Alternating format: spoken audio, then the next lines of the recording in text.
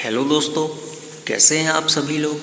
आपका स्वागत है आपके अपने ही यूट्यूब चैनल पर जिसका नाम है इंग्लिश बाई छवि सर। तो जैसा कि आप सभी को पता है कि आज गणतंत्र दिवस है, तो सबसे पहले आप सभी को मेरी ओर से गणतंत्र दिवस की हार्दिक शुभकामनाएं।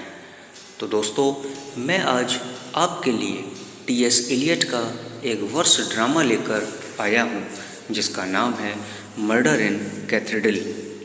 दोस्तों, मर्डर इन कैथेड्रल 1935 में कैंटरबरी फेस्टिवल के लिए लिखा गया है और इस प्ले की सेटिंग कैंटरबरी इंग्लैंड में रखी गई है। दोस्तों, इस प्ले को लिखने के पीछे टी.एस. एलियट का उद्देश्य यह था कि वहाँ के लोगों के सामने थॉमस बेकेट और किंग हेनरी सेकंड के बारे में पता चल सके, क्योंकि थॉमस बेकेट को कैथेड्रल में किंग हेनरी के सिपाहियों के द्वारा मार दिया गया था।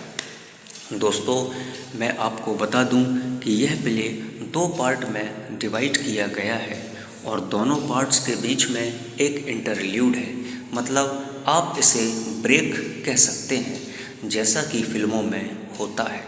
और इसी ब्रेक में यानी इसी इंटरल्यूड में थॉमस बेकेट की एक छोटी सी स्पीच है, वह कहानी में हमें आगे पता चलेगी। तो दोस्तों, प्ले शुरू करने से पहले आइए एक नज़र हमेशा की तरह कैरेक्टर्स पर डाल लें। तो जैसा कि आप अपने मोबाइल की स्क्रीन पर देख पा रहे हैं, जिसमें पहला कैरेक्टर कोरस है जो कैंटरबरी की महिलाओं का एक ग्रुप है।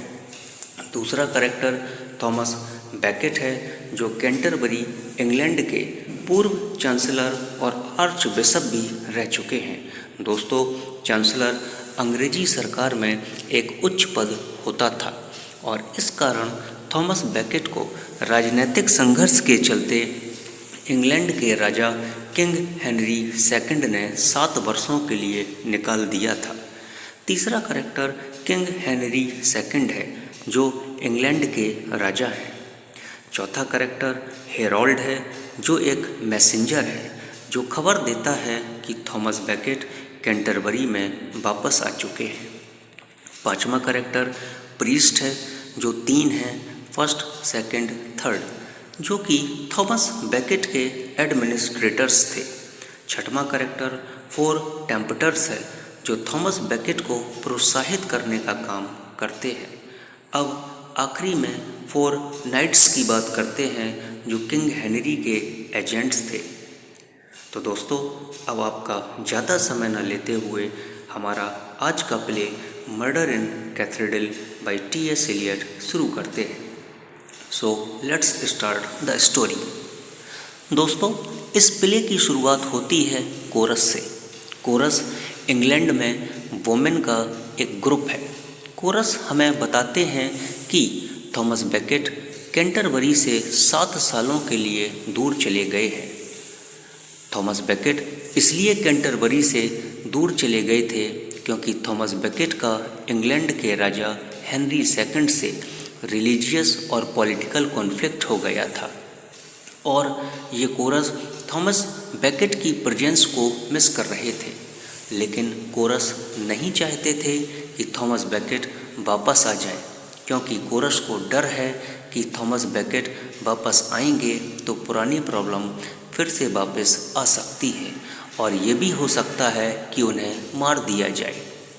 अब दोस्तों, प्ले में 3 प्रीस्ट की एंट्री होती है, यानी 3 पुजारियों की एंट्री होती है जिन्होंने आर्च बिशप को आगाह किया था, सतर्क किया था। जब थॉमस बेकेट एंटर होते हैं तभी एक मैसेंजर जिसका नाम हेरोल्ड है आकर कोरस को न्यूज़ देता है कि थॉमस बेकेट फ्रांस से इंग्लैंड वापस आ चुके हैं और कोरस को अब और भी चिंता सताने लगी कि थॉमस बेकेट वापस क्यों आए। उनके साथ कुछ भी हो सकता है या फिर उनकी मृत्यु भी हो सकती है। अब वहीं दूसरी तरफ प्रीस्ट थॉमस बेकेट का वेलकम करने के लिए आ पहुँचे। थॉमस बेकेट के वहाँ पहुँचते ही 4 टेम्पटर्स 1 बाय 1 करके यानी एक एक करके थॉमस बेकेट का वेलकम करने आ जाते हैं और अपना अपना प्रपोजल थॉमस बेकेट के सामने रखते हैं। सबसे पहले फर्स्ट टेम्प्टर आता है जो कि किंग हेनरी सेकंड और बेकेट का दोस्त है। वह थॉमस बेकेट को प्रोत्साहित करता है कि बेकेट अपने पुराने दिनों को याद करो जब उसे निकाला नहीं गया था, जब हेनरी और बेकेट के बीच में कोई भी झगड़ा नहीं था। दोस्तों, लेकिन यहाँ फर्स्ट टेम्प्टर चाहता है कि बेकेट अपने रिलेशनशिप को हेनरी के साथ वापस सही कर ले, लेकिन थॉमस बेकेट फर्स्ट टेम्प्टर की बातों में ज़्यादा ध्यान नहीं देता है और कहता है जो बीत गया सो बीत गया, लेकिन फ्यूचर की गारंटी भी नहीं लेता है। लेकिन फर्स्ट टेम्प्टर अभी भी उम्मीद करता है कि थॉमस बेकेट और किंग हेनरी के बीच रिलेशन अच्छे हो जाएं। अब बात करते हैं सेकंड टेम्प्टर की, जो चाहता है कि थॉमस बेकेट अपने पुराने चांसलर के पद पर वापस बैठ जाए, लेकिन Thomas Becket refused the proposal of the second tempter, क्योंकि थॉमस बेकेट रिचुअल आर्चशिप को चांसलर के पद से बहुत बड़ी पावर मानते थे। अब बात करते हैं थर्ड टेम्प्टर की। यह भी अपनी बात रखता है कि बेकेट हेनरी के साथ समझौता कर ले, लेकिन बेकेट इसकी भी बात को नज़रअंदाज कर देता है। अब बात करते हैं फोर्थ टेम्प्टर की, जो थॉमस बेकेट को शहीद होने के लिए कहता है। फोर्थ टेम्प्टर ऐसा इसलिए कहता है कि यदि वो शहीद हो जाएगा तो बेकेट को ख्याति मिल जाएगी, उसका नाम हो जाएगा, लेकिन बेकेट इसको भी नकार देता है।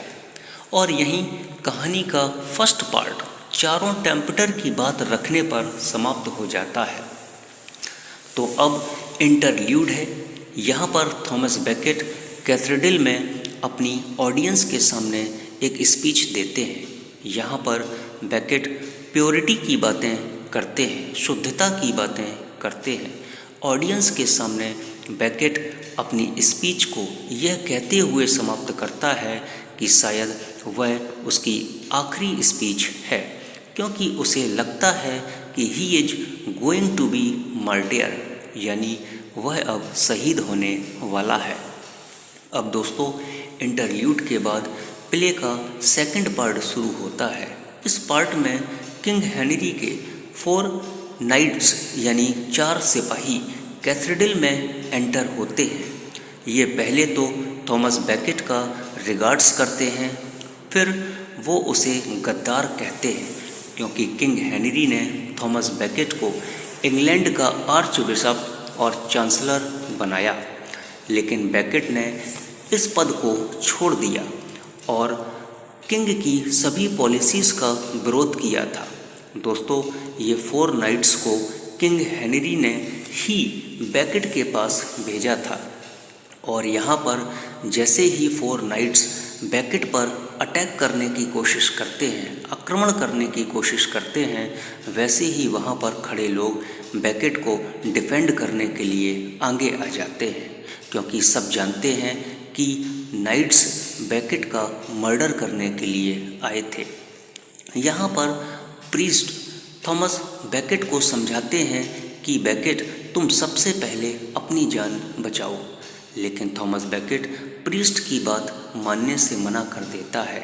यहाँ पर ऐसा लगता है कि बेकेट अब शहीद होने के लिए रेडी है, और जैसे ही नाइट्स कैथेड्रल में अंदर आते हैं तो प्रीस्ट उन्हें दरवाजे पर ही रोक लेते हैं, लेकिन बेकेट प्रीस्ट से कहता है कि open the door and let them inside, मतलब दरवाज़ा खोल दो और उन्हें अंदर आने दो, क्योंकि ये चर्च के रूल्स के खिलाफ था कि किसी को भी चर्च के अंदर आने से रोका जाए। और प्रीस्ट दरवाज़ा खोल देते हैं और नाइट्स अंदर आकर बेकेट का मर्डर कर देते हैं। बेकेट की डेथ से वहाँ पर सब कुछ डिस्ट्रॉय हो गया और अब कोरस बेकेट की मौत पर रो रहे थे। तभी ये 4 नाइट्स ऑडियंस के सामने आकर उनसे कहते हैं उनके सामने एक्सप्लेन करते हैं कि कैसे बेकेट एक राजद्रोही बना and Beckett was the self responsible of his death, यानी बेकेट अपनी मौत का स्वयं जिम्मेदार था। और कहानी के अंत में कोरस क्राइस्ट से प्रे करते हैं कि नाइट्स को इस गलती के लिए माफ़ करें। और दोस्तों, यह प्ले यहीं समाप्त होता है। तो दोस्तों, यदि आपको आज की कहानी पसंद आई हो तो चैनल को सब्सक्राइब करें, बेल आइकन को प्रेस करें और शेयर करना और लाइक करना बिल्कुल भी ना भूलें। तो दोस्तों, इन्हीं शब्दों के साथ मैं आपसे विदा लेता हूँ। तो जब तक आप खुश रहिए, मस्त रहिए और जहाँ रहिए प्रसन्न रहिए। Thank you for watching.